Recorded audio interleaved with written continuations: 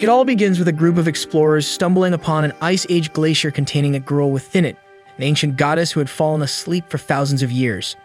The men are baffled, and one of them instructs someone to get in touch with the Arcane Court when the goddess asks them to bring the best player of that era to her. In this world, the gods live bored and grant arises to humans superhuman or magical powers that make them apostles and give them the ability to challenge the gods in games. Currently, for the first time, 3 games against gods are happening simultaneously, marking a historic moment where people from all over the world stop to watch. A boy named Faye walks through the streets when he passes by a screen broadcasting the 3 games. Each of them has several players who were striving their hardest to win the challenges.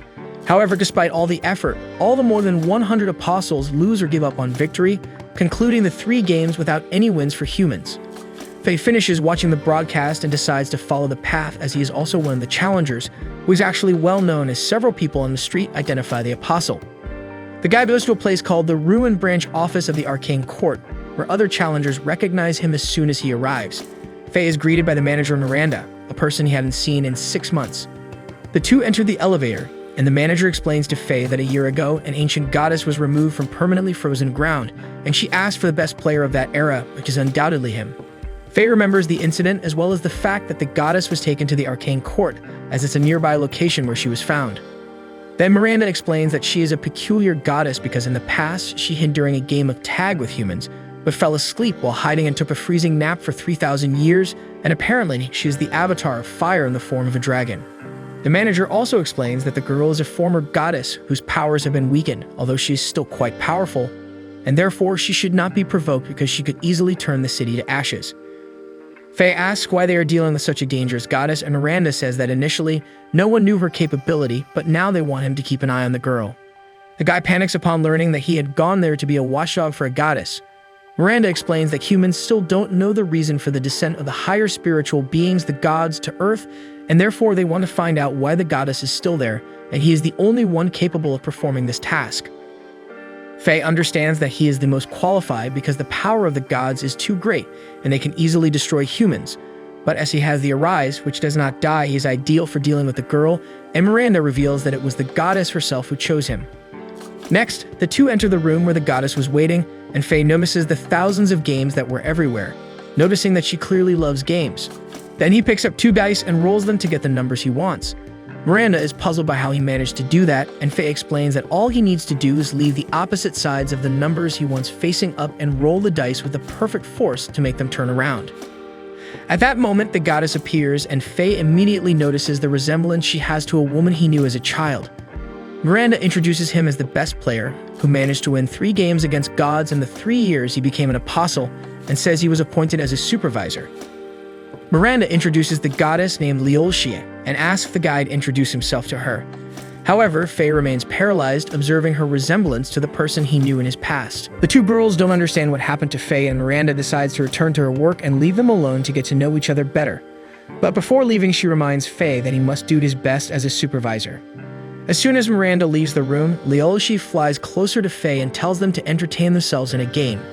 The guy tries to say they could just talk, but the goddess says they will introduce themselves in a game. And so Liolxie starts arranging some cards on the table, while Faye wonders if that will be one of the games against gods since they were not in the elements, where the challenges happen. Then he notices that the cards have words written on them like names, age, hometown, dreams, and hobbies. The goddess explains that she made that game when she was bored and that it's called the Presentation Memory Game, which has the same rules as a memory game with a deck of cards, but instead of matching identical numbers, you must match a pair of self-presentation topics, and when that happens, the other must introduce themselves according to the card. In other words, if she draws the pair of hometown cards, for example, he must talk about where he came from. After explaining the rules, Liolxie starts shuffling the cards while asking Faye to respond honestly to whatever pairs come up. The guy agrees but asks her to shuffle the cards again because he memorized their positions when the goddess placed them on the table to explain the rules, and he followed them with his eyes as they were being shuffled, an old habit from when he trained with someone in his past. Liolxie is impressed by Faye's skill and admires his desire to play fairly and not cheat to win. Then the goddess finds it a waste for them to play on a table and uses a power to make all the cards float and spin in the air. Faye observes that he never forgets a card, and surely his opponent is also like that, and that way it would make things harder because they would continuously change places. The goddess decides to add one more rule, to limit the participants to a single turn, unlike a regular memory game where whoever finds a pair can repeat the turn. And Faye observes that this makes that game much more than just memorization, which gets them both excited to play. Meanwhile, Miranda watches them through a hidden camera. Faye is the first one to play and draws the cards of hometown and blood type. Due to the theme, he asks if gods have blood. The girl explains that yes, and it's hotter than lava, with a single drop capable of melting that building, but if he wants to know more, he'll need the blood type pair. Next, Leolishi picks a name card and another from hometown. Then, with the first pair of cards revealed, the goddess asks if Faye knows their position, and he effortlessly retrieves them. Leolishi then reveals that her hometown, like that of most gods, is in elements, the place humans call the higher spiritual realm, and need to use a special door to enter. As they play, Miranda recalls that all games against gods take place in elements, and as a prize for winning, apostles can use part of their arise in the real world. The more victories they achieve, the more they can use these powers necessary to discover unexplored lands. In this world, 93% of the planet remains unexplored and harbors large creatures everywhere. Additionally, apostles lose the right to play after 3 defeats and complete the game with 10 victories, which include the celebration as a prize. This is something humanity doesn't understand the meaning of, as no one has ever achieved so many victories. But Miranda thinks perhaps Faye might be able to accomplish this goal. Back to the memory game, Faye comments on Leolishi's swift response regarding her hometown, and the goddess reminds him that it's the rule of the game, and that rules aren't mere restrictions, but a form of entertainment. Later, she gets the pair of name cards. Faye realizes he hasn't introduced himself yet and explains that his name is Faye Theophilus. The goddess then asks if he has a nickname. Faye denies it, but this makes him realize that the game requires not only memorization, but also thinking about what questions to ask with the pairs of cards he acquired to cover as many questions as he wants. Furthermore, since the goal is to get to know the opponent, even if he knows the position of a pair of cards, not picking up some may be the key to victory. He must choose the theme of the cards he picks carefully to gather as much information as possible, since each player has only 1 turn per round. After a while of playing, Faye discovers where the cards he needs are, but at this moment, Leolishi gets a pair he desired, a blank card that allows any question, similar to the Joker in a regular deck of cards. The goddess comments that she really wanted that pair of cards and reminds Faye that she asked him to answer questions honestly. Immediately, she changes her expression and asks what Faye's true reason for wanting to approach her is, making it clear that she won't allow him to lie. Faye observes the power the goddess clearly possesses and recalls again the person from his past. Then he notices that they both were after the Joker pair and that he's enjoying the game, so he decides to be honest. Faye reveals that his task is to keep an eye on Leolishi because Miranda wants to know who she is and what her goals are.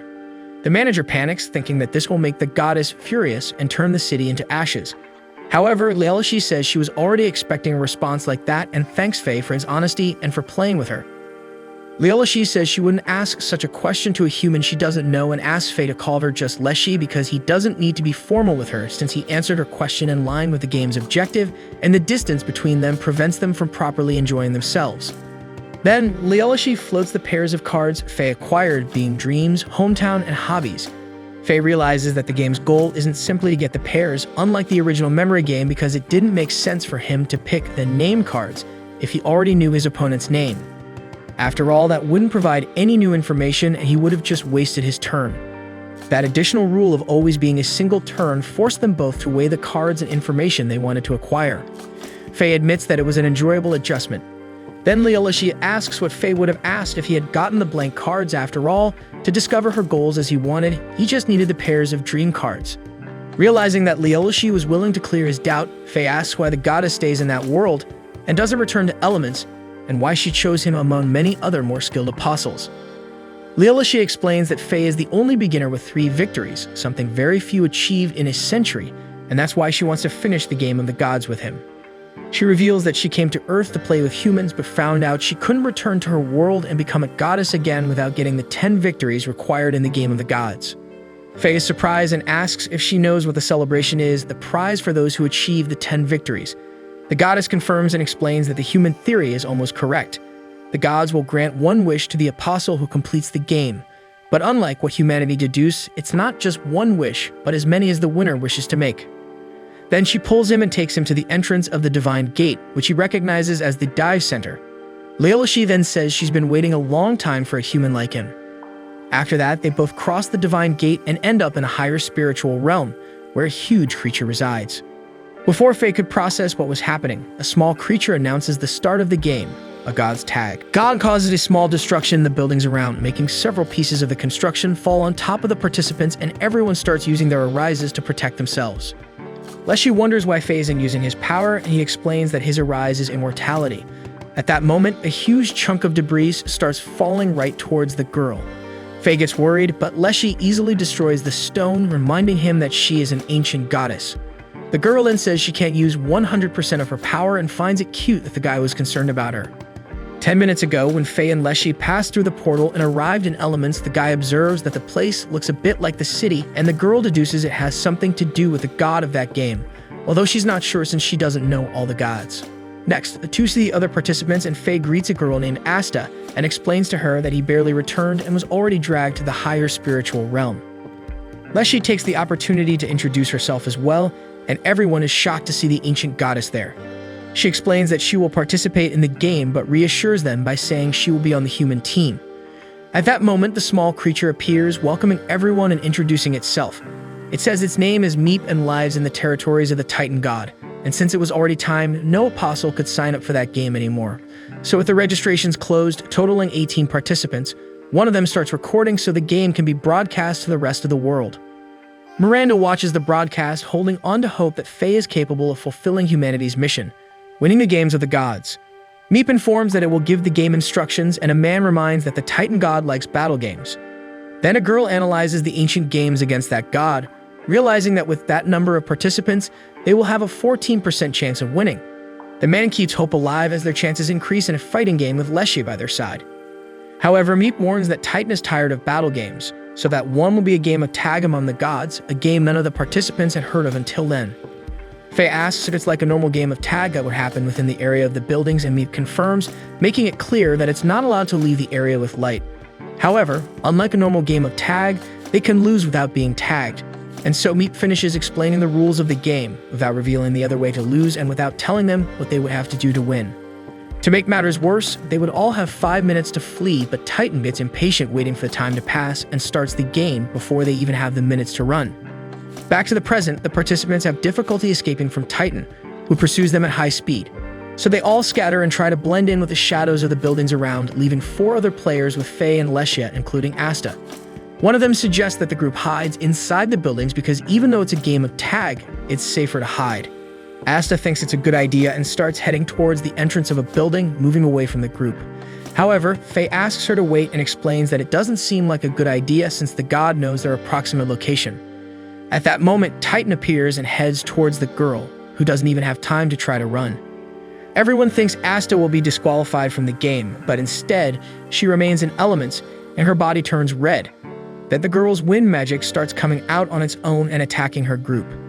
With this, Faye immediately realizes that the players caught by the god become his allies, one of the rules that Meep kept hidden. Asta tells everyone to run away, but with her body moving on its own, she ends up hitting 3 players who are lined up against a wall. Titan takes advantage of the moment to step on one of them. However, by doing so, the other 2 who were beside immediately become allies of the god as well, even without being touched.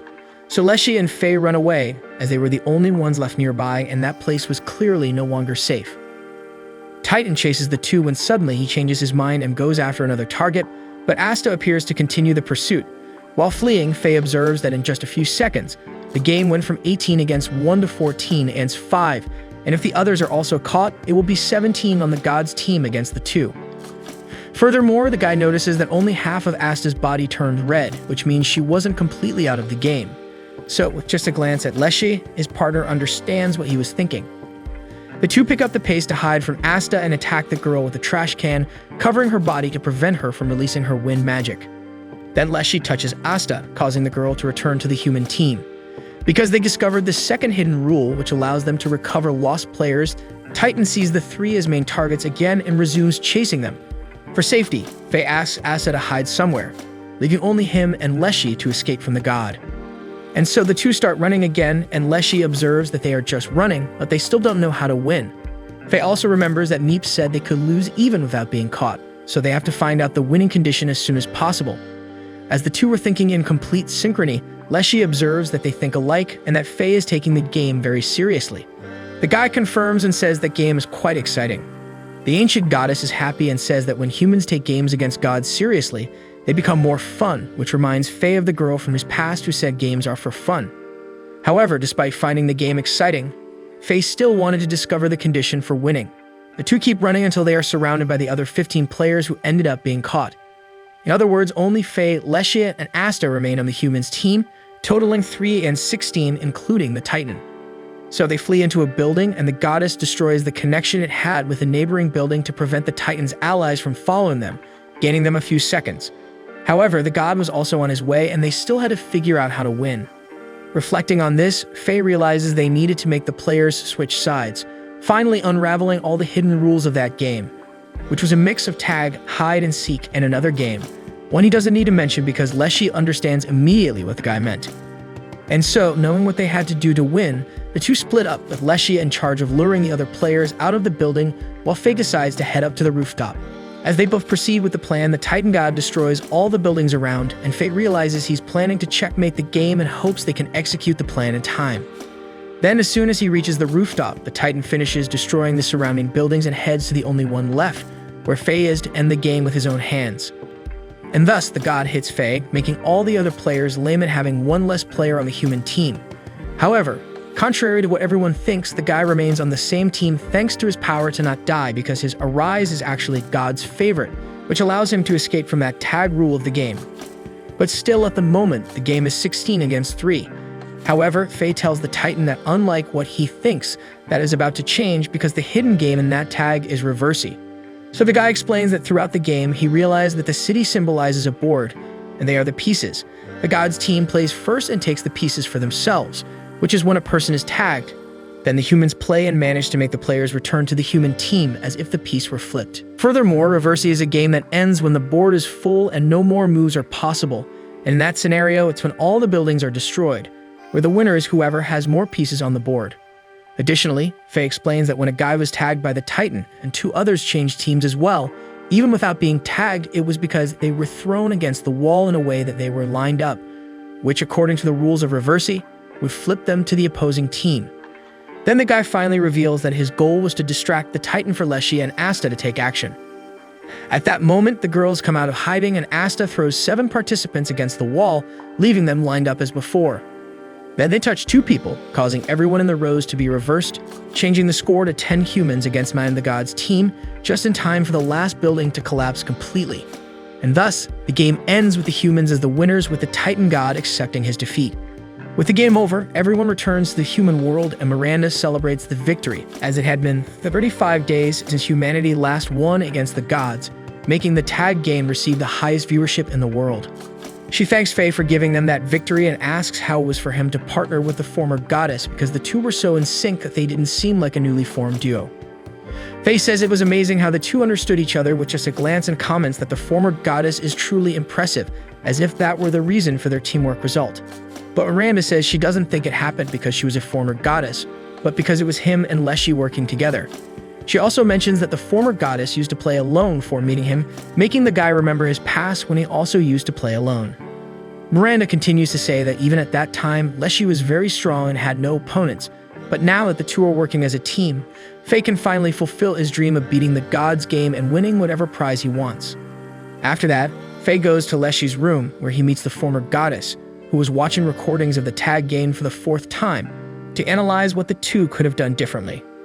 Leshy decides to take that time to find out what Faye wants to achieve by beating the game. After all, she wanted to become a complete goddess again, but he hadn't told her yet what he wanted as a reward. So the guy explains that he wants to find a person he used to play with when he was a child who taught him everything about games. Faye recounts that despite always losing in all games, the woman accepted all his challenges with a smile until one day she left, promising they would see each other again, and since then he has wanted to see the person again to thank her, as she was responsible for him getting to where he is. Leshy finds the wish interesting but asks Faye if he has any other clues besides the fact that she used to play. But the guy says he doesn't know her name and doesn't remember her face or voice. The only thing he remembers is that the woman had red hair, just like Leshy. Faye mentions that when he met the former goddess, he wondered if the two had any relation, but Leshy recalls she was trapped in ice for 3,000 years. However, despite not knowing the girl, she hopes Faye can fulfill his wish to find her. So Faye thinks that finding someone who is so similar to the person he's looking for might have been fate, and now the two are partners and will fight to beat the gods game. Later, Leshy informs Miranda that she and Faye have decided to form a team. However, the manager explains that just the two of them don't meet the minimum number of participants required for the games. Faye explains that they went there exactly because she knows better how many people the two of them will need on the team. Then Miranda complains to them because she was already in her pajamas and thought she would finally be able to rest after a long day of work. Then she starts complaining to the two of them for bothering her, and they immediately start apologizing. Afterwards, the manager explains that the Arcane Court recommends that a group have 10 or more people because statistics from the last 30 years show that groups with fewer than 9 people have a winning rate of less than 4%, while those with 10 or more have a 9% win rate, and those with over 20 people have an 11% win rate. In other words, the more members in the group, the better. However, Leshy doesn't like the idea because she thinks it's better to have a team with just the two of them than to have other participants who don't like playing. Because of this, Miranda advises them to form an alliance with teams that have few people and says she trusts Faye to recruit good players. The guy questions this, saying that getting that done is Faye's job, but the manager explains that it's necessary for the two of them to find people who match with them, and after saying this, she finally goes to rest. The next day, Faye meets Leshy at a place he explains is the consultation section. He tells her that he had already made a virtual member call because all team applications are digital, and if someone looking for players shows up, he'll call him. However, in some cases, like not being able to reach a partner, it's better to have an in-person consultation, so some players looking for a team may appear in the consultation section. For this reason, Faye decides to stay there waiting to see if anyone showed up while contacting some teams to see if they accept the two of them. He starts by calling Ashlan, a captain of a team called Blaze. As soon as he answers, the guy shows great excitement for Faye to join his team. After all, he's a highly skilled novice player who still doesn't have a team. However, as soon as Faye mentions that he's also with the former goddess, Ashlan hangs up on him. Faye doesn't understand and calls back. Then the captain answers and asks if it can only be him joining the team because the goddess is involved in an incident. Realizing that Faye doesn't know anything, Ashlan explains that Leshy doesn't accept anyone insulting the game of the gods, and after a defeat, a certain team ended up frustrated with the games. After getting drunk, they started saying that the games were just nonsense, and the goddess ended up overhearing the group complaining. Then the 12 apostles ended up in the hospital, and the event became known as the Bloody Incident with the goddess. At that moment, Faye questions Leshy's attitude, who doesn't know what to say and explains that she didn't control her strength well that day. Then Ashlan, not knowing that Leshy was near the call, explains to Faye that he regrets it, but he won't be able to accept the goddess on his team, even though she looks like a beautiful girl, albeit with a little bust. The captain's comment about Leshy's body makes her completely dissatisfied and a little insecure, so Faye quickly hangs up the call with his friend and reassures the girl. Later, he analyzes the options and decides to call a team called Black Rose because they have an excellent game analyst. He tells Leshy that it's common for teams to have someone responsible for researching and analyzing game content as well as having coaches who train them. And so Faye calls Captain Yuki from the team he's interested in. The girl confirms that her group needs new members but warns that many players have already shown interest in joining the team and failed because they are very demanding. But as it's Faye, she says she can get him a spot right away. Faye thanks her and asks the captain if she wouldn't accept another person on the team with him. Yuki becomes interested in hearing Faye's recommendation, but when she finds out it's the former goddess, the girl panics and hangs up the call. Then Faye asks what else Leshy has been up to. She tries to say she hasn't done anything, but starts talking in a strange way, which makes Faye suspicious that the goddess is lying. Under pressure, Leshy ends up confessing that for the past 6 months she's been idle and has been practicing battle games with humans in the underground coliseum, and her first opponent was Yuki. However, Leshy explains that at the time she still couldn't control her power well and ended up leaving the girl quite traumatized. Faye scolds Leshy and realizes that the two of them won't be able to join existing teams. The goddess feels guilty about it and says she just wanted to learn more about humans. Faye understands her, knowing that the girl has even read several books about human knowledge to better understand them. Then he says that since the two of them can't join any existing teams, they can recruit skilled players to create their own team, like someone with teleportation powers. Just then, a girl with that ability appears, which immediately interests the duo. After all, that power is very useful and functional. They follow the girl to the consultation section counter, where they hear her say she came there to retire. Then Leshy quickly burns the girl's retirement paper, leaving her puzzled. Then the girl recognizes the dragon goddess and Faye, the skilled beginner, who explains that the two of them are looking for companions to play. She completely denies the idea of joining their team, but ends up agreeing to talk about it when Faye suggests they grab something to eat. And so she says her name is Pearl Diamond, she's 16 years old and has 1 win and 1 loss in the games of the gods. Faye finds it strange that the girl has a very powerful ability and still wants to retire because of just 1 defeat. After all, for an apostle, the game is like a job, just like for sports professionals who work hard every day to improve themselves and gain fans and autograph requests for the results. While Faye ponders the matter and checks the girl's data, Leshy watches Pearl summoning a new tub of ice cream one after another, and before the guy realizes it, she's already eaten 35 servings. Later, Faye reports that she checked the system for data on her defeat, and the girl explains that this is the reason for her retirement. Her power allows her not only to teleport humans and objects, but also to swap things around as she did with the sweets. Pearl recounts that in the match she lost, the rule was to protect the leader, but when the god approached, she became so terrified at the thought of being crushed that she accidentally activated her power and swapped places with the team captain, leading to the defeat of all participants. Because of this, she wishes to retire. Faye observes that Pearl may have been responsible for a defeat, but she surely must have saved many people with her power. However, this doesn't cheer up the girl, who explains that she couldn't meet expectations since swapping places isn't as good an ability as it seems. It requires touching the object for 3 minutes beforehand to work. Pearl admits she even messes up measuring time, and due to losing control of her power and being clumsy and scared, some colleagues had to retire after losing 3 games. Additionally, she mentions that she only achieved 1 victory because of her team. Then Leshier remarks that Pearl is belittling the gods by thinking that a team with deadweight could win a match. The goddess makes it clear that they won't blame her even if they lose due to a mistake, as it's something normal to happen. Despite the goddess and Faye's proposal, Pearl remains intent on retiring and leaves through a portal, leaving the two alone.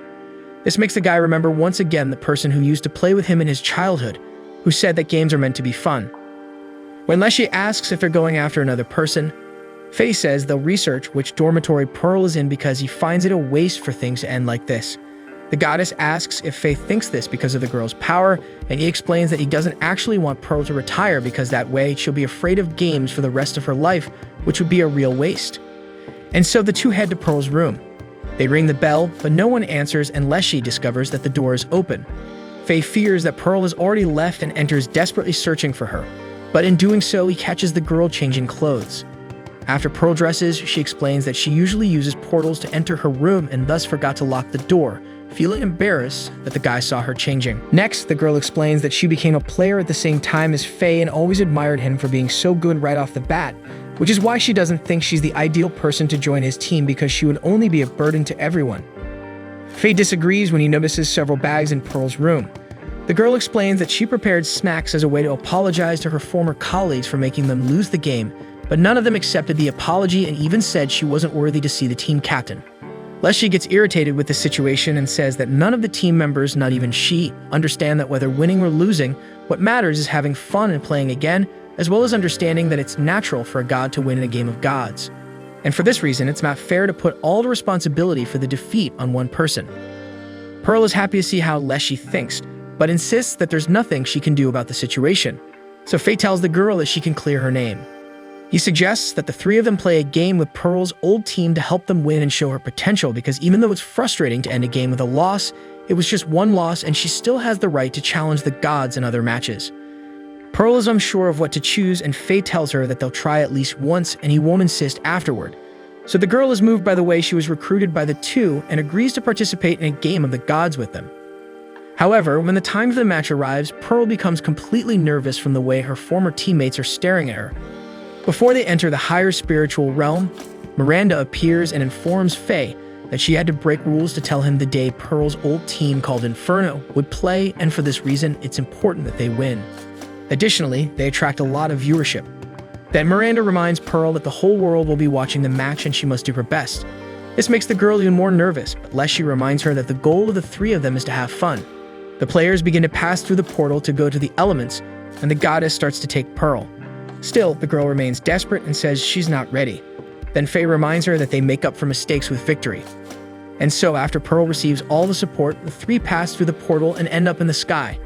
Suddenly, something enormous appears below the clouds, and Faye recognizes that it's the game against the god of despair, Ouroboros, responsible for the defeat of several apostles who lost the game without being able to do anything. However, instead of being worried, the guy gets excited about the idea of challenging the god at his own game. Despite the excitement about the new match, the 3 still need to find some solution to withstand the fall.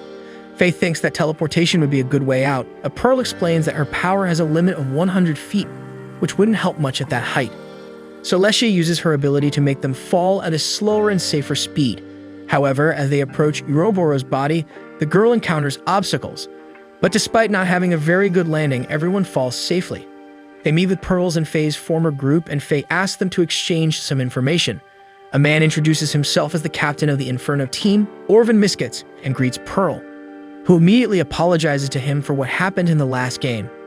Orvin reveals that 4 apostles have already been eliminated, 3 of them didn't survive the fall and returned to the real world, while a 4th was caught by flying whales, which the Arcane Court calls leviathans, creatures that wait for humans to fall from Uroboros back to devour them.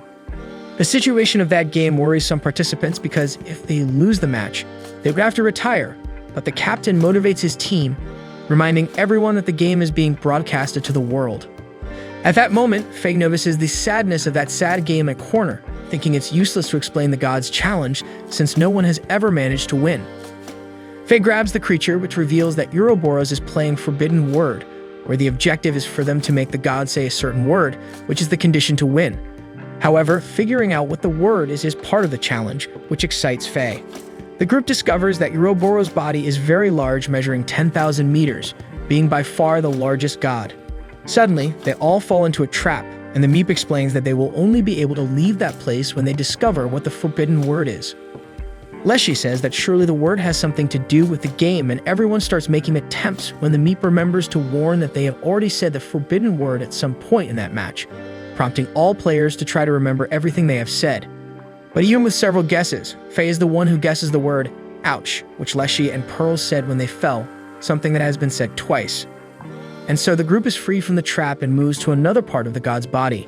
On the way, Faye observes that Uroboros does not speak the language of humans, and for this reason, the condition for victory should not be literally to make him say the forbidden word, but to make him express some kind of pain. So the guy steps harder on Uroboros' body, but doesn't even tickle. Then Captain Orvin and the rest of the Inferno team use their powers, attempting to cause some damage. But as it also doesn't work, Leshy decides to use all the goddess strength she has, and the impact of the attack creates a gust of wind, causing some participants to fly away and be eliminated by the Leviathans. Seeing what her action caused, Leshy immediately apologizes to the group, and Captain Orvin accepts the dragon goddess apology but notes that there was no sign that the damage caused any pain to Uroboros. Faye notes that they are in a game of wisdom, and therefore they will only be able to win when they find a way to make the god utter the forbidden word. At that moment, the Meep, who is clearly very forgetful, remembers a secret rule that he forgot to tell the players and explains that if they perform a specific action, something will happen, and when that happens, it is possible to release the second secret rule for just a moment. Then Pearl realizes that the Leviathans, Uroboros' subordinates, are following the group, which makes the girl afraid. She runs to Faye for safety, unless she grabs her to remind the girl that they went there for her to show her potential to the Inferno team, which won't happen if she just keeps crying. Pearl realizes that her friend is right and promises to make an effort, so the two girls set out to search, and after a while searching, they find Uroboros' tail, which has a scale of a different color from the others, making the place stand out. Pearl gets excited about the idea of having found the god's weak point and ends up not paying attention to Faye, who says he has a bad feeling about it, making the guy remember that manager Miranda had talked about having some players who assume things on their own. However, he realizes that it's valid to conduct a test and tells Pearl to attack, but as a precaution, to retreat immediately after hitting the weak point. The girl agrees and draws Captain Orvin's attention so he can pay attention to her. Then Pearl punches Uroboros' tail and the place lights up. Faye deduces that the blow made the god angry. So as Pearl didn't retreat as requested, Leshy goes to her, making both of them duck just in time to prevent being hit by several attacks that the tail launches in different spots. With that, several players are hit and eliminated, as well as some Leviathans that were nearby. Orvin realizes that it was a trap and says that ill-thought-out actions bring danger to the group. Pearl apologizes to everyone and says she was just trying to be helpful, but Faye reassures her, saying that if she hadn't tried, he wouldn't have because it was important to check the theory. After all, they were in a game where the only option was to test the possibilities to reach the victory condition. Faye also makes it clear that even if he had been eliminated in that attempt, he wouldn't blame her for it because the most important thing of all is not to pressure a colleague who makes a mistake. Then Faye says that contrary to what Captain Orvin thought, he doesn't think the tail activated a trap because a god like Uroboros wouldn't be happy to catch just a few players, and for that reason, That must be some way for them to achieve victory, probably the first secret rule that the meat mentioned. Orvin completely disagrees with Faye. After all, several were eliminated with that action. However, the guy says that in fact there were only 4 participants, and if Ouroboros really wanted to, he could have eliminated many more. Leshy acknowledges that it is indeed very suspicious that hundreds of lights missed the target. So Orvin asks what Faye intends to do, and he replies that the next step is to discover the second secret rule of the game. And although he has no idea what it is, the match has no time limit, so they can focus on just achieving the goal. Then Faye sits down to analyze the situation calmly, reflecting on what the reason for the second secret rule of the game being something temporary might be, as well as all the possibilities they haven't tested yet. However, instead of the other players doing the same as him, Team Inferno begins to grow impatient and think about giving up, since the Arcane Court allows withdrawal without reason in matches against the god Ouroboros. Captain Orvin then remembers that giving up would force some teammates to retire because they already had 2 other defeats.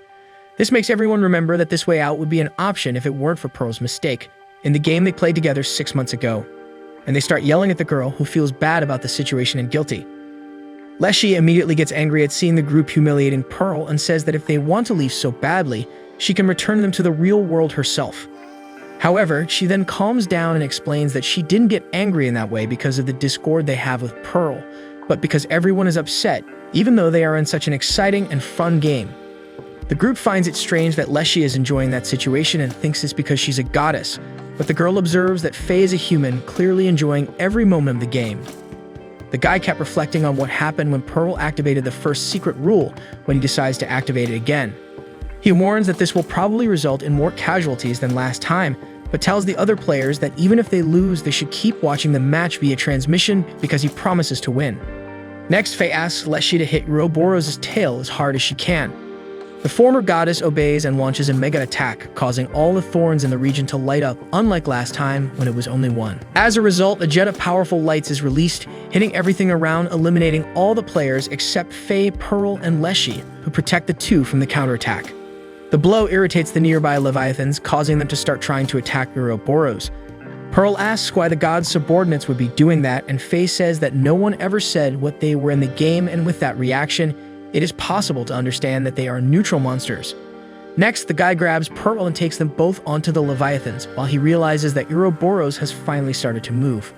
Leshy also mounts one of the flying whales, and thus they discover that the second secret rule is that by attacking the god's tail and him counterattacking, it is possible to use the Leviathans for some period.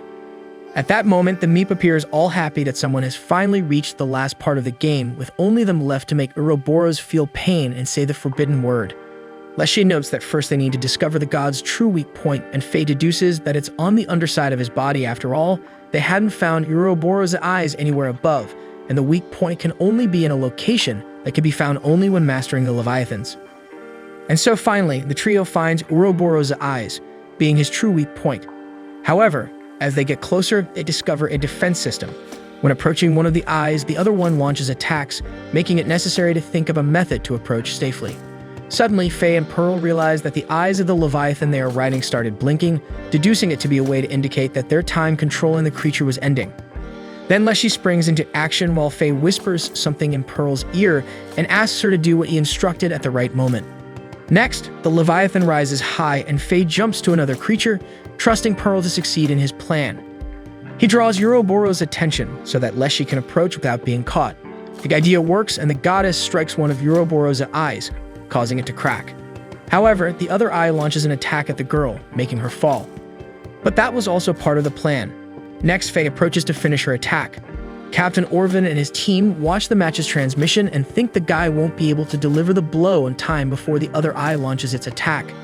However, moments before that happens, Faye gives the order to Pearl, who uses her teleportation to take him to where she and Leshy were. As a result, the attack launched by one eye goes straight to the other, which was already cracked because of the former goddess of blow, causing it to shatter completely, because the condition for victory is that Ouroboros would defeat himself. And so the god screams in pain, and everyone watching the transmission celebrates, including Orvin's team, who realize that although they were eliminated, the victory goes to the entire group, making the captain realize that Pearl redeemed herself with all of them. When the game ends, Ouroboros appears, acknowledging his defeat in the match. She also hands Faye a special reward for defeating Ouroboros for the first time.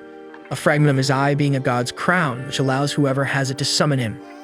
Ouroboros also promises to make her game 100 times more difficult and challenges the trio to participate in it. A few days later, a girl named Nell Reckless dreams once again about a game she participated in and wakes up startled. Then she realizes she left the TV on broadcasting the match that Faye won against Ouroboros, and after observing his playing style, Nell decides to dedicate her life to Faye. Meanwhile, Leshy complains to Miranda upon discovering that they won't be able to participate in their branch's games, even though they managed to recruit Pearl to join the team.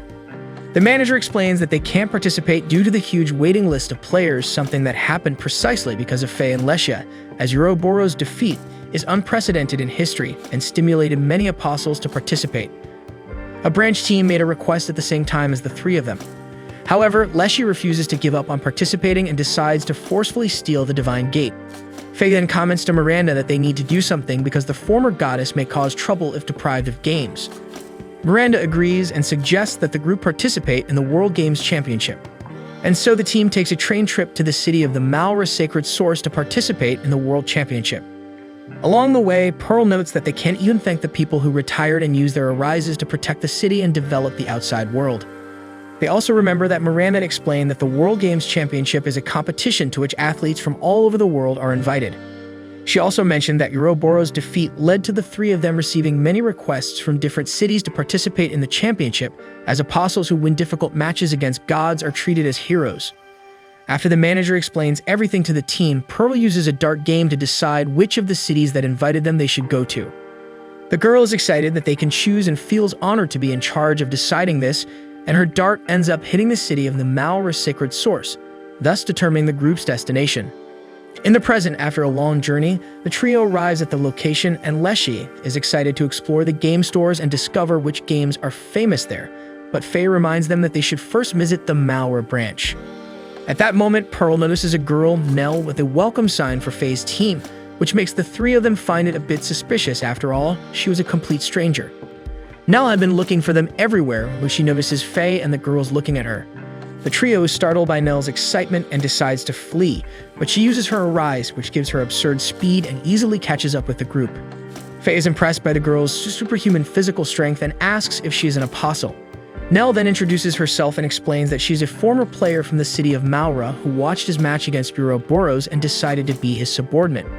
The conversation attracts the curiosity of the people around, and Faye doesn't know how to respond or what the girl meant by being his subordinate. Nell explains that she would do anything for him, like cooking or washing his clothes, but this embarrasses Faye even more. He asks for support from Leshy and Pearl to get rid of the situation, but the two judge him, thinking that Faye has some interest in the unknown girl. So Nell begs Faye again to allow her to be his subordinate, and he takes advantage of the girl not looking to run away from there. Nell sees the trio fleeing and runs to catch up with them, forgetting to check the street before crossing. When she realizes she sees a moving car right in her direction, and to avoid being hit, she uses her power to kick the car away. Her plan works, but only later Nell realizes that her action put the driver's life in danger.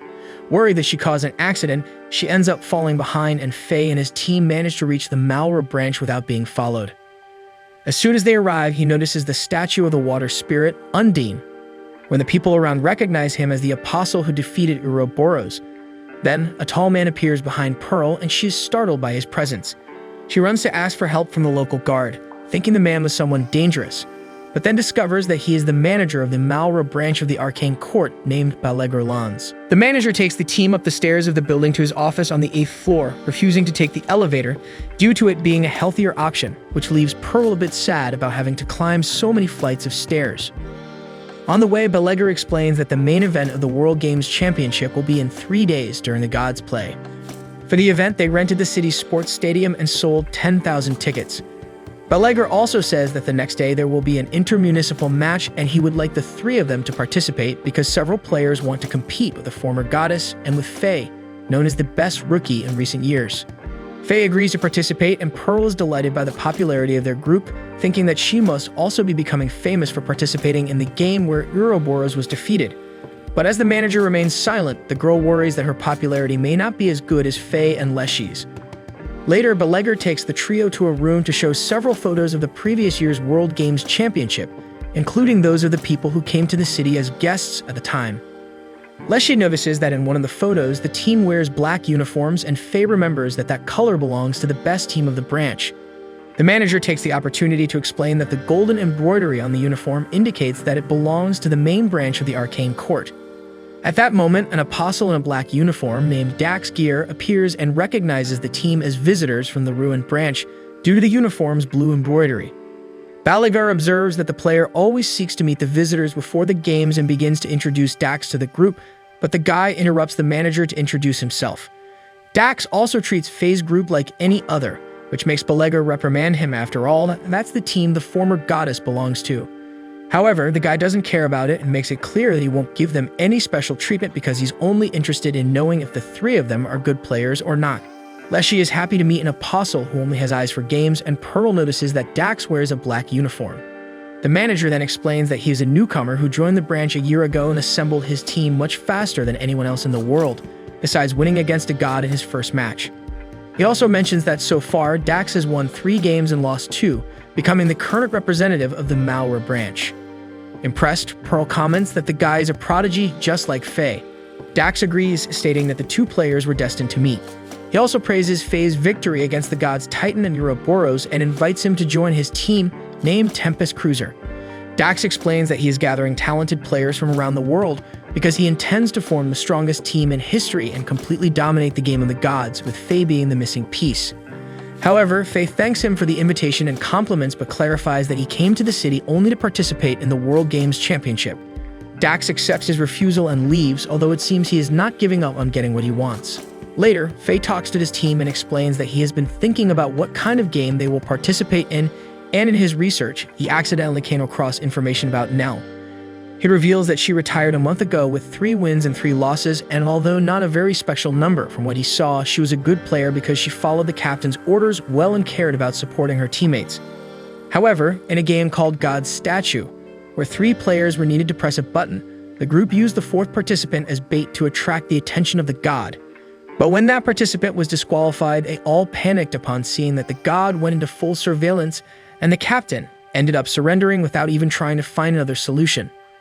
With most giving up, Nell lost the game, even though she begged her team not to give up victories so easily, as they could very well have tried to win with just 3 players, even if they didn't have bait to distract the god. With this game, Nell acquired 3 losses and was forced to retire. Faye comments that he was curious about the match, and Pearl observes that Nell was the opposite of her because she had a defeat due to her own mistake, and was choosing to retire of her own free will, unlike Nell, who acquired a defeat because of her team and was forced into retirement even though she probably wanted to continue participating in the games of the gods.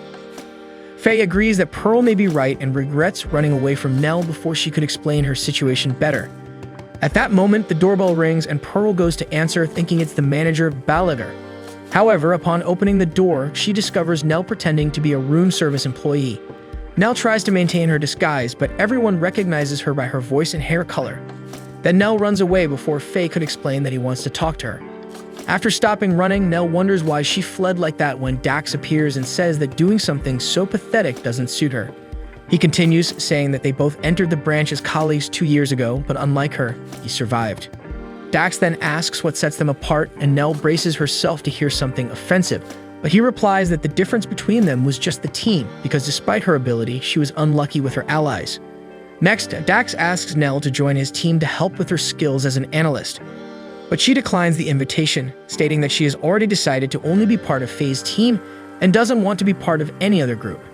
However, she suggests that they make a bet involving the victory of Faye's team in the next day's game, called a friendly match, confidently betting that Faye will win.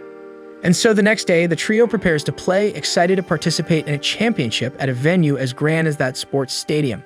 Before they go, Nell shows up to warn them that, as they already know, their opponents will be Dax's team, and even for someone like Faye, it won't be an easy match because Dax's natural sense for games is undeniable.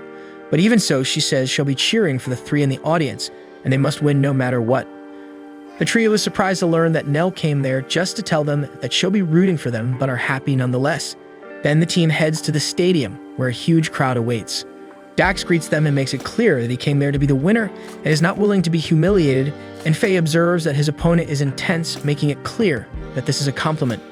Dax explains that his way of acting depends on his opponent, and to make it a fair match, a random game will be selected from the thousands installed at the venue. Then Dax asks the operator to start the selected game, and an augmented reality video appears, causing various data to appear throughout the stadium, much to Faye's surprise. The game is a card-based strategy called Mental Arena, with both Dax and Faye having no prior familiarity with the game, which makes it a challenge for all involved. The game allows only 2 players for each team, and Dax calls Kelrich to be his partner, while Faye chooses Pearl, who is already much more confident about the games, and Leshy cheers for them. The operator explains that there are 2 ways to win Mental Arena: either be the first to reach the last space or deplete an opponent's life points. Additionally, the game features classes: Mage, who deals +1 damage in their attacks; Healer, who gains +1 healing; Traveler, who can move +1 space; and Trapper, who nullifies traps or gains the power to enhance them. Before choosing their classes, 5 random cards are distributed to each player, and it's explained that there are 72 magic cards divided into 3 types: Attack, capable of causing damage to the opponent; Recovery, capable of restoring life; and Special cards. The used cards are stored in the team's repository, and Faye remarks that the game is a battle of wits. He also analyzes a special card he received, which can only be used by a healer, while Pearl shows she has a rare card, which can only be activated when having 5 or fewer life points and only 1 card in hand. Faye reflects a bit on the cards, which have interesting effects but very strict conditions, and chooses to be an adventurer to advance more spaces, while Pearl chooses to be a healer to protect their lives, both classes aiming to reach the last space first. However, Faye realizes that Dax fits the profile of a player who finds it boring to win only by reaching the objective, and as expected, he and his partner choose the Mage class, whose focus is to deal damage to opponents. Next, it's explained that they can choose from the dice card's numbers between 1 to 6, and that there are golden spaces, where it's possible to draw 2 magic cards, and silver spaces, where it's possible to draw 1 card, but if more than 1 player lands on the same space, none of them can buy cards. Additionally, there's a red space, which contains a trap that deals 7 damage. Faye observes that if the method to achieve victory is to reach the end, the ideal is to choose the number 6, the highest possible number. However, there's the option of following the path or using the cards, and Leshy and Nell observe that from the beginning, one must bet on which of the 2 ways to follow. Then, everyone chooses the number of dice cards, and the turn order is decided by the highest number rolled. However, Faye and Dax both roll a 6, and since it's a tie, Faye goes first for having chosen his class first. But as both land on the same silver space, neither can buy a new card, and Dax finds his opponent's decision strange because, as an adventurer, he could have chosen to use his bonus to land on the 7th space and get a card. Faye explains that he won't use his adventurer ability at this moment, and Dax realizes he was preventing him from buying something. Afterward, Faye asks the operator if it's possible to exchange cards with the partner, who responds that although not allowed, there's something similar to exchanging hands among the magic cards. Upon hearing the answer, Faye winks at Pearl and ends his turn, leading to Dax's turn. The guy uses a special barrier card used only by a mage called Fervent Rhythm, which affects all players and lasts until the end of the game. The card causes both the recipient and the attacker to receive 1 damage with each attack. This makes Pearl wonder why Dax chose the card, as he will also be affected by it. With the end of the turn, it's Pearl's turn, who simply advances to a silver space and adds a card to her hand, passing the turn to Kelrich. The girl stops at a golden space and gains 2 cards. Then she uses an attack to deal 1 damage to each opponent. But thanks to Fervent Rhythm, both end up receiving 4 damage, making them realize that if they don't do something about that power, they will continue losing life points until being annihilated. Dax observes that his opponent chose to reach the end faster, while he has already chosen to use his powers to defeat him. Next, Coverage continues her turn using a new attack called Repulsion Chains, another barrier magic that lasts until the end of the game. And thus, the girl finishes her turn, and it's Faye's turn again, who struggles not to let his true objective show, which is to make Pearl use a card that will defeat the opponents. Then they select a number from 1 to 6 again, and Pearl chooses to stop the same space as Kelrich, to prevent her from replenishing her hand. Additionally, she also attacks with a high-speed spell, which allows it to be used out of turn. The card called Great Flame, which she renames as Pearl's Game, attacks Dax, dealing him 3 damage, 1 more than it should, thanks to Fervent Rhythm. However, the girl also receives 2 damage, thanks to the 2 magic barriers that deal damage to whoever attacks. Then Dax decides to retaliate using the Snowstorm card, which he renames Dax as Lightning because he found the idea of Pearl giving her own name to the cards brilliant. The attack lowers Pearl's life to 8, while he remains at 15. Next, Kelrich casts a spell of lightning from the heavens, causing 4 damage to her, thanks to the 2 magic barriers, in exchange for dealing 7 damage to Pearl, which lowers the girl's life to 1. The girl uses a healing card to raise her life points, but Dax takes action, using a card that nullifies the opponent's healing, preventing her from avoiding the damage. Counting the effects of the two magic barriers, Pearl is left with 0 life. However, Faye protects his partner with a card called Heart Bandages, which reduces the damage, keeping Pearl with 1 life point. Next, the guy starts his turn and activates an attack spell that deals 5 damage to Dax, leaving him with only 8 life points. He also uses a card called Sacrifice of the Soul to store a card from his hand in the depot and recover 3 damage from himself and his ally. Then Pearl plays 2 cards that restore 9 life points. Leshy and Nell notice that Faye and Pearl manage to turn the tide, and Dax's life is dwindling, despite him and his partner still having 6 cards up their sleeves. In the 3rd round, each one chooses a number from 1 to 6 to move, and Faye and Pearl are surprised to see Dax choose a number to land on the red square, which has a trap that deals 7 damage. On Pearl's turn, she draws 2 cards and discards 1 to use a barrier spell, nullifying the damage from the next attack she'll receive. Then, Faye uses the Traveler's ability to move an extra space. Kelrich notes that Faye is avoiding spending the cards from his hand as a precaution and praises Pearl's protection spell, but predicts her downfall despite all precautions. Then the girl casts Grand Flame to remove her opponent's protective barrier. Next, Kelrich plays a spell card called Absolute Equality, which forces all players to draw or discard until they have 4 cards in hand, and to finish, she uses a dimensional spell, which has no effect and ends her turn. After that, Dax lands on the red square and uses a restraint spell to transfer the damage caused by the trap to Pearl, something Faye had already anticipated. With the Fervent Rhythm, she loses 8 life points, leaving her with nothing. Then Faye again plays a card to save his partner, but Dax was already expecting him to try something and plays a card to prevent Faye from using any cards until the end of the phase. Pearl becomes worried, but Faye reassures her that they'll manage to win. However, Kelrich informs that now that everyone has finished their moves, her dimensional spell is activated as per the card's condition. It deals 10 damage to each player who drew 4 or more cards during the round, fitting Pearl, who was forced to draw 4 cards due to the Absolute Equality spell, something Kelrich had planned. The girl had 5 life points and ends up receiving 10 damage, making Kelrich think victory is assured. But Pearl is determined to prove to everyone that she's not a burden to Faye and casts a card called Last Dance, which can only be used when the player is about to lose all their life points, granting an extra turn. Additionally, the card restores everyone's life points to what they were before taking damage. Although at the end of the extra turn, it deals 20 damage to her, which would ultimately make Pearl lose her life.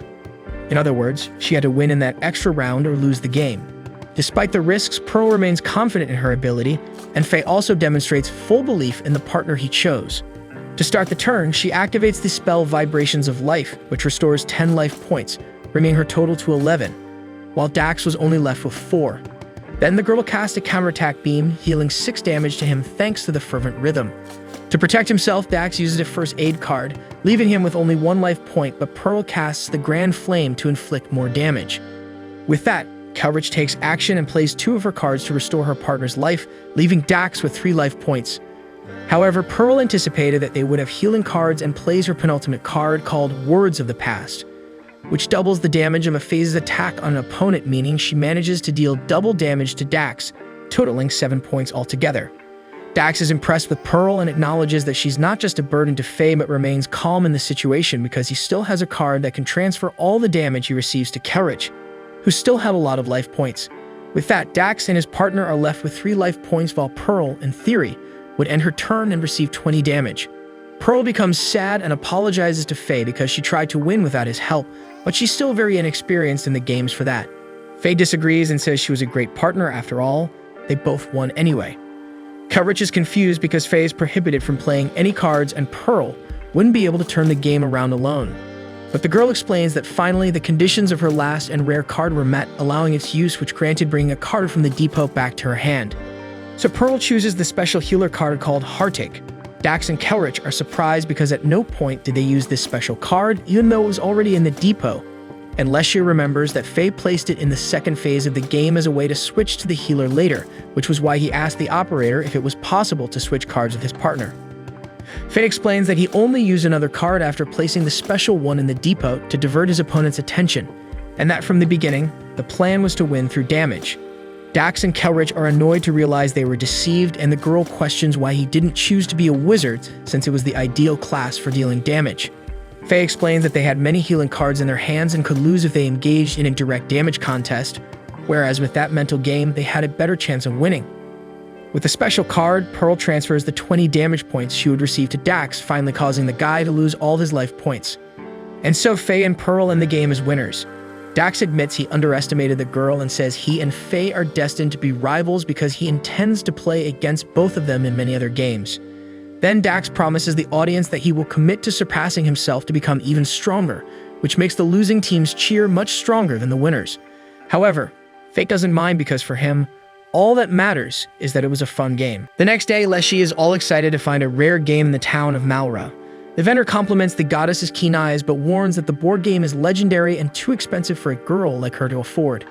Then Leshy reveals she has a credit card with an infinite limit, leaving the man shocked. She asks him to send the store's products to the ruined branch when Faye appears and reminds them that manager Miranda said not to overspend. Leshy responds that she remembers and will stop spending after buying everything from about 2 or 3 stores. Next, Faye observes that Pearl is also spending a lot but on food instead of games. Pearl explains that it's a reward for her excelling in the mental arena match and suggests they go to a famous takoyaki shop for her to buy more food. Suddenly, 2 girls appear asking for a photo of the former goddess and to get her autograph, which surprises the trio because in Ruin, people are afraid of Leshy for knowing her dangerous side. Shortly after, more girls appear, this time asking for Faye's autograph as they were impressed by his playing style in the mental arena match. The guy feels a bit overwhelmed with so many fans, and before he knows it, there's already a line forming to get his autograph.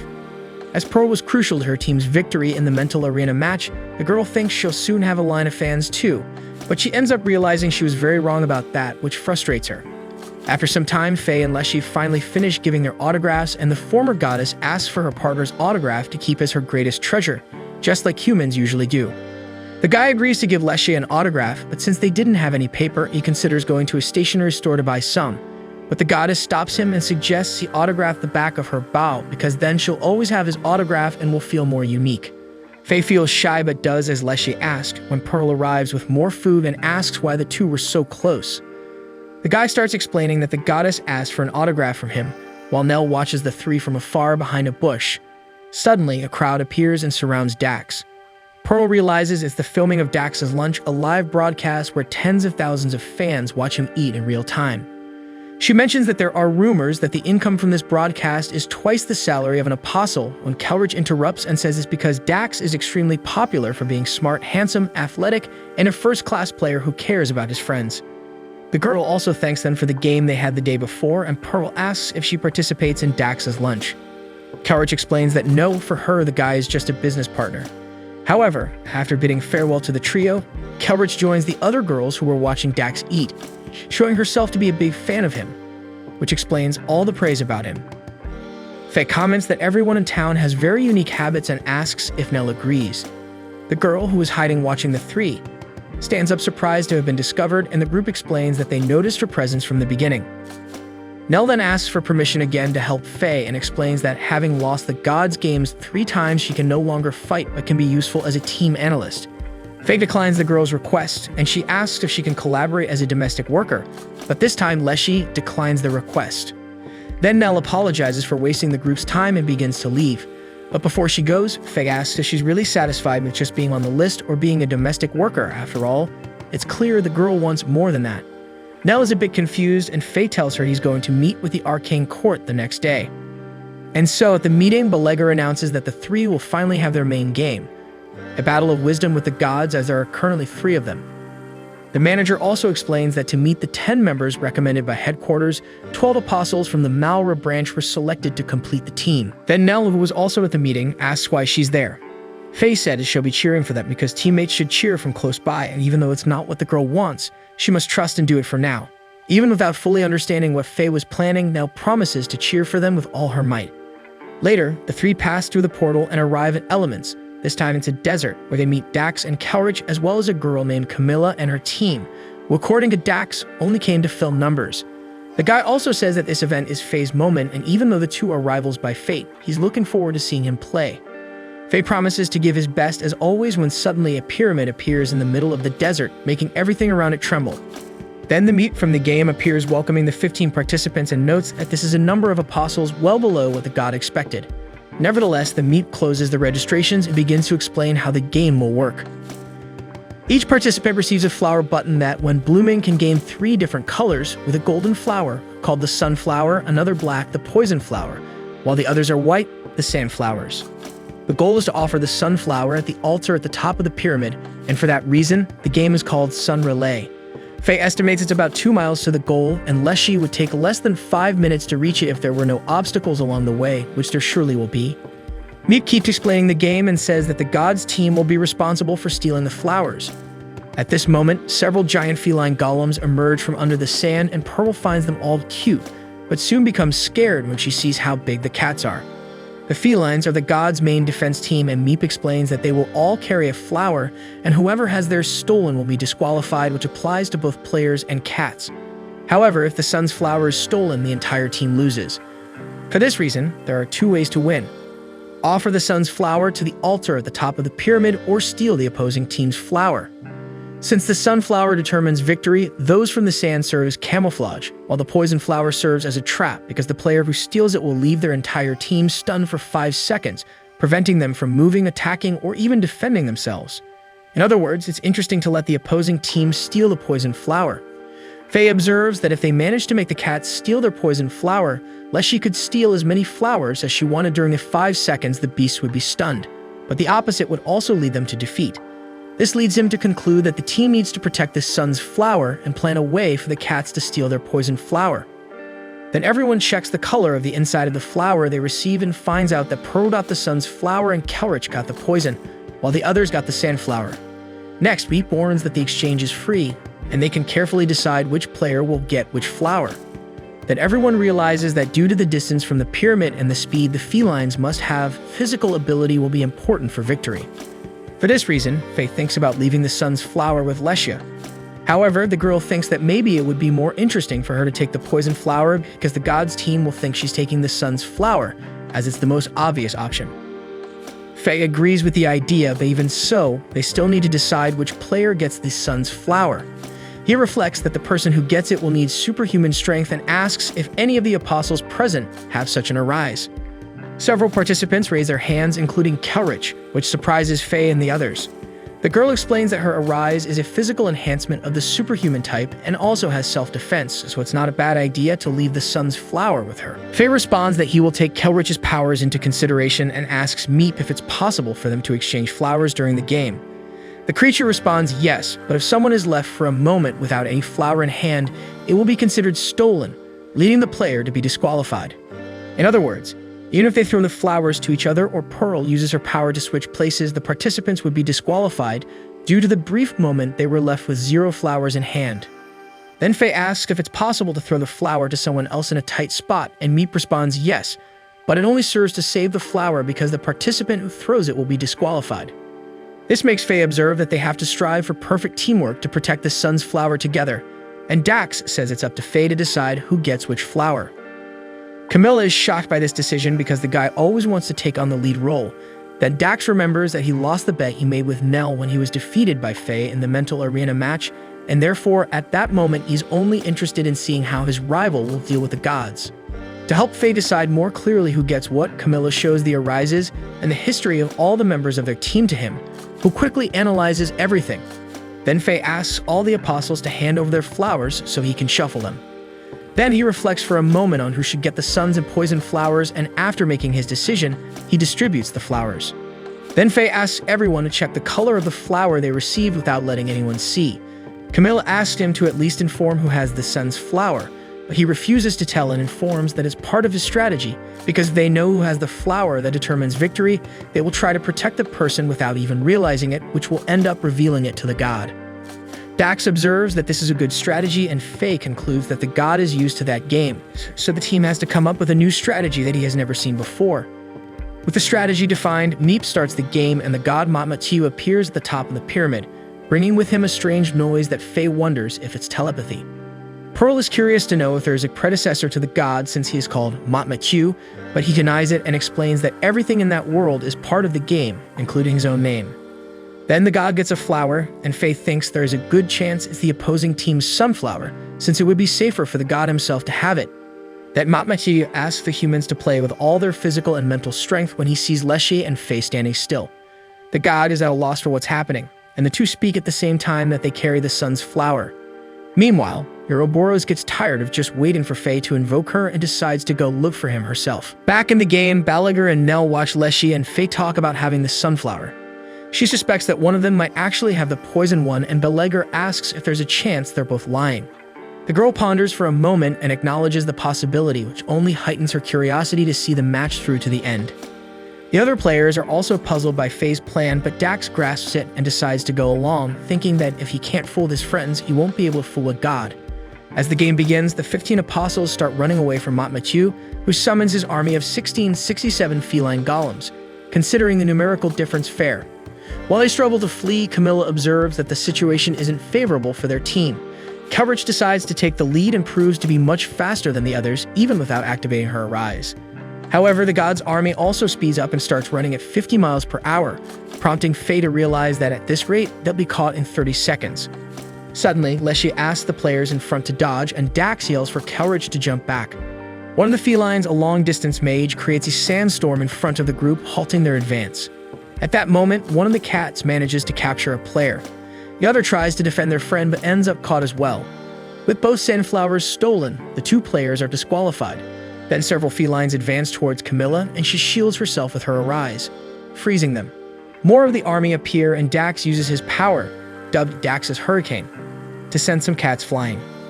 Suddenly, Faye warns Pearl of an attack by one of the golems, which was on top of her. The girl manages to escape, but the felon's claws tear her clothes. Realizing that others were approaching, Pearl uses her Arise to teleport, but ends up on top of another cat, which captures her. However, before it could take the flower from her, Kelrich punches the golem, sending it flying. Pearl is impressed by her savior's power when they both notice several apostles being captured and disqualified from the game. Camilla becomes concerned again about the number of felines, and Faye, realizing the situation is dire, asks the former goddess to use her superhuman strength. So she punches the ground with force, causing it to split and knock down several feline golems. With the path cleared, the players start running away again, while Kelrich, after seeing Leshy's power, becomes worried about what would happen to the human world if they angered her. Shortly after, the terrain returns to normal because, as they are in elements, the desert can be regenerated at will. At that moment, the group notices an oasis ahead. Dax remembers their goal is to reach the pyramid, but observes that the oasis is a unique feature and asks for his partner's opinion. Coverage responds that normally they should ignore something like that, but Pearl needed a break to change as her clothes were torn. The girl is grateful for the consideration when she realizes the golems were close again. Faye asks if Leshy could repeat what she did earlier. The ancient goddess confirms and again hits the ground with all her strength, splitting the ground as before. However, this time the felines manage to jump high and pass the obstacle smoothly. Then one of the players launches fireballs, but the cats shield themselves with an anti-magic shield and eliminate the guy, then head towards Camilla, capturing her. Faye approaches to try to save the captain, but Camilla warns that she has a sandflower, and they shouldn't waste time trying to save her. Next, the captain uses the little time she has left to freeze the felines, giving the team the opening they need to escape. However, now only the 5 main players remain, while the opposing team still has 1237 players. As they run away, Coverage asks why Dax is holding his flower in his hand instead of hiding it in his clothes like the others did. The guy explains that if caught, there's no point in trying to hide the flower, so it's better to keep it in hand to be able to throw it to another teammate. Suddenly, a new sandstorm arises as punishment from the mage golem for them straying too far. A storm surrounds Dax, and to save him, Pearl opens a transport. Unfortunately, the guy is caught, leaving Kelrich irritated with the felines. The girl will want to pick a fight with them, and Faye tries to calm her down. But Kelrich points out that she has the sandflower and therefore can stay behind to try to hold off the golems. Then Leshy says she doesn't have the sunflower either, and for that reason will stay on the team to delay the felines while Faye and Pearl move forward. And so the group is divided in two. Outside of elements, Camilla apologizes to the manager for losing. Beledra takes the opportunity to ask her which player has the sunflower. Since none of them had that information, the girl guesses that Kelrich and Leshy have sandflowers, while Faye has the sunflower and Pearl has the poison one, as bringing both special ones close to God is the most obvious choice. Meanwhile, Dax approaches Nell. The two had bet on who would win the friendly game. If Dax was the winner, the girl would have to join his group. But if Faye won, the guy would have to do what she asked. Since Nell won the bet, she asked Dax to do everything to help Faye win that game against the god, and he says he fulfilled his part of the deal. Back in the game, Faye and Pearl finally reach the pyramid.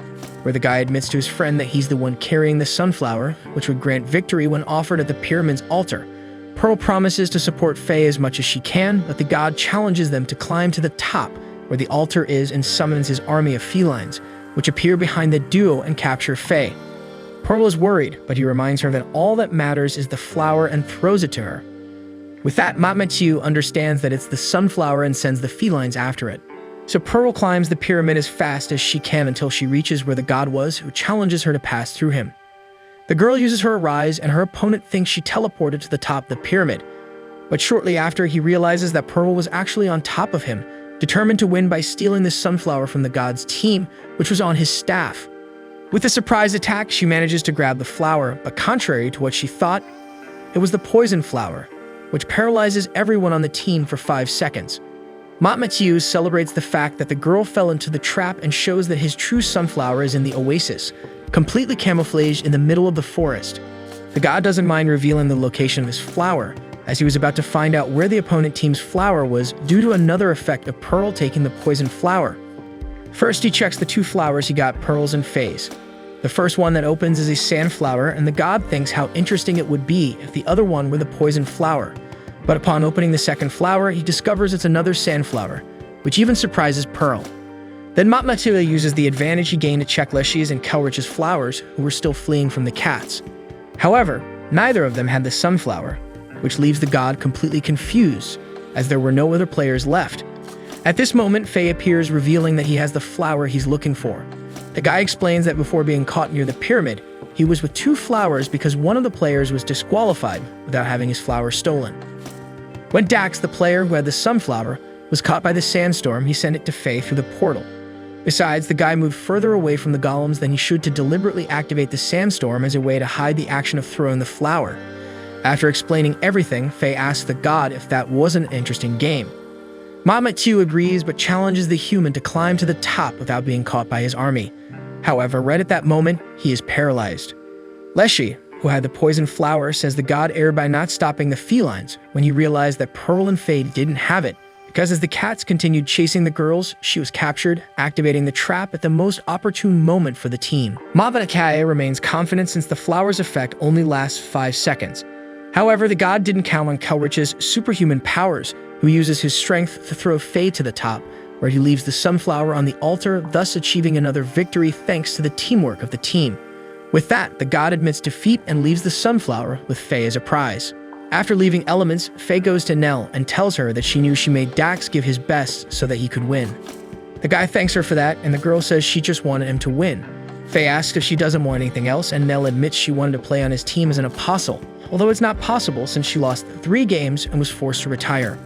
Faye says there's a way for Nell to continue playing despite the number of defeats she has. Balaguer agrees but warns that it's very risky and that in 20 years, no one has ever tried to do it. Faye says he's aware of the difficulty and asks Nell for her score, who explains she has 3 victories and 3 defeats. Then he asks Balaguer to contact Miranda to arrange a way for the girl to play with the Apostadora. In the meeting with the manager, she confirms that there's a goddess named Apostadora, who unlike the other gods doesn't increase the number of victories but reduces the number of defeats. However, Miranda warns that to play with her, she needs a specific portal that they don't have in the Malware branch. So Faye reminds the manager that there's one of those portals in ruin. She unintentionally admits that there is indeed a portal covered in dust for about 40 years and asks what he's going to do.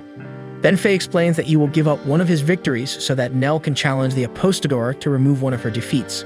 Both Nell and Miranda don't like the idea of him spending one of his victories since Faye is the only one who has won 6 times, being the closest humanity has come to zeroing out the gods' games. So Pearl offers one of her victories since they don't carry as much weight as Faye's and would help Nell in the same way. After all, the girl deserves to play again. However, Faye insists that Nell use one of his victories, and Leschy tells Miranda that as an ex-goddess, she knows that the gods don't mind if an apostle wants to play again because they smile upon those who achieve their own miracle, something Nell proved to do and therefore is someone who deserves that chance. This convinces Miranda to accept that idea, and Nell thanks the group for everything. Faye warns that they can only help, but it's up to her to achieve the miracle she needs. However, unlike the manager, he makes it clear that he doesn't mind losing some victories so that she can succeed. Even so, Nell agrees to only borrow 1 victory from Faye to play against the Apostador. 96 hours later, already in the game, the girl begins to despair, and her opponent, who looks like her, calls her weak. A few days ago, before the match began, Faye devised a plan to face the better, and the next morning the group set off for the ruined branch. Along the way, Nell was so preoccupied with the game that she took a while to hear Pearl calling her. She apologized for being distracted, and Faye explained that he too was thoughtful about the match because the better is different from the other gods. Her challenge is an individual battle between the human and her, besides the fact that losing means taking a defeat instead of giving a victory like in other games. To secure this opportunity for Nell, Faye will use one of his victories as a chip, which leaves the girl very worried because if she doesn't win, she'll harm the guy. However, despite the risk, Faye shows no concern, which makes Pearl and Nell wonder since the average win rate in the gods' games is 11%, 10 times heavier than a defeat. Furthermore, Faye has already won 6 times, being very close to achieving his dream of clearing the games with 10 victories. Even so, Faye says that Nell doesn't have to worry about anything because he has an idea. Pearl is happy and deduces that the guy has a secret plan to win or has figured out which games the better could choose. However, Faye says it's neither of those options, but he can't explain his idea yet because he's not sure if it will work since it's the first time he's competing with a goddess. Next, Faye asks Lesha if she minds if Nell doesn't win and he loses one of his victories. The former goddess says she doesn't mind because the girl will succeed, and if he has an idea to help her, he should try. Nell thanks her and says she'll do her best. Leshy then says it's impossible to lose after so much time invested in expectations. After all, they even canceled the game's championship to give her this chance. Suddenly, Nell faints from the pressure she felt from the former goddess's words, who didn't even realize she was pressuring the girl. Arriving at the ruined branch, the group meets the manager Miranda, who greets them congratulating Pearl on her great work in the last games. Then Nell hands over some cookies she brought from Malra as a gift to Miranda as an apology for bothering her. The manager thanks her and says she should do her best and return to the games. Then Miranda asks when Nell wants to challenge the better, and the girl replies as soon as possible. At night, in the female dormitory, the team's girls gather in Pearl's room. While she and Nell enjoy a drink together, Leshy enjoys the comfort of her friend's bed, explaining that she saved her salary to get it. Shortly afterward, the former goddess falls asleep and Nell thanks Pearl for being so well received in their branch. Then Pearl comments that Faye and Leshy are her goals because both are admired by ordinary people like her, and for that reason it's good to have someone like Nell around so that they can strive together. Nell is so moved by Pearl's words that she drops her drink to hug the girl. She also comments that the two need to grow so they can help Faye and Lesha. Pearl agrees but says that before that, they both need a bath since they had gotten dirty from the drink Nell spilled. Leshy, who until then was sleeping, wakes up quickly upon hearing the word bath, and Pearl asks if she wants to join them. The former goddess declines the invitation, saying she remembered something she had to do and leaves the room, which makes Pearl wonder because she always remembers an appointment when the subject of a bath comes up. Then Nell enjoys the comfort of Pearl's bathtub when her friend shows up to join her. The girl is immediately startled by Pearl's curves and begins to feel envious, realizing that's why Leshy always flees whenever she mentions a bath. To boost her friend's self-esteem, Pearl compliments Nell's thighs, which ends up working. On game day, the team prepares to meet the goddess. Faye is surprised that there are no cameras to film the match like in the other gods' games, and Miranda explains that divine lenses don't work with the better, demonstrating that she is a goddess who enjoys individual disputes and does not allow external influences. Nell promises she'll win no matter what, and the group passes through the portal, which takes them to a small, rusty casino room very different from what they're used to seeing in Elements. The girl looks for the better while asking why she chose such a small place to play. A voice replies that it's a place where the heart is reflected, meaning Nell's heart created that small room. Then the better appears, possessing the same appearance as the player, and explains that that room is the materialization of her insecurity, which has a strong light because that's how she envisions the future. The better is pleased with the quality of the table and comments that Nell seems to have the determination to play with her, which makes her happy since it's been a long time since the goddess was challenged by humans. Then the better introduces herself as Grimoire, the polymorphic goddess. She explains that she's called by many names like Shapeshifter, Mimic, Doppelganger, and several other 200 names that humans have given her in the past, with the better being one of them. Faye asks if the goddess prefers to be called Grimoire, but she shows indifference to it. So the guy gets straight to the point and confirms the fact that Nell will have a defeat nullified if she wins in an individual match. The better confirms and explains that he can bet as many victories as he wishes. Without hesitation, Faye bets 3 of his 6 victories, which makes Nell and Pearl protest immediately. The guy explains that he has already made his decision because that way, if Nell wins, she goes from 3 to 0 defeats. Pearl confirms but makes sure to remind him that if she loses, he will have 3 fewer victories. Faye keeps on not giving it the proper importance, which prompts the girl to seek Leshy's help. However, the ancient goddess, much like Faye, doesn't seem to care one bit about the risks. And so the gambler accepts the challenge, wondering if there ever was a human who bet so much with her. Meanwhile, Nell, who was already nervous and feeling pressured, feels even worse knowing that if she doesn't win, she'll have made Faye lose half of her winnings. Then the goddess reveals that the game will be poker, because Nell is more accustomed to human games and also because she's in a good mood due to the lack of visitors lately. After that, the challenge begins and the gambler prohibits any kind of talking or cheering from the team. So the three of them silently and attentively watch the game as Nell deals the cards and says she can't lose because she doesn't want to let Faye down. Next, the goddess uses her powers to make the cards float, so that neither of them has to bother holding the deck. Nell examines her cards and notices she has a pair of fives, which means if she gets one more, she'll have a three of a kind. Then the girl decides to exchange three of the cards, keeping only the pair in her hands, and the goddess makes the same decision, making Faye realize that her opponent must also have a pair. Leshy also observes that Nell has a weak pair, making it unlikely that the goddess has a lower pair.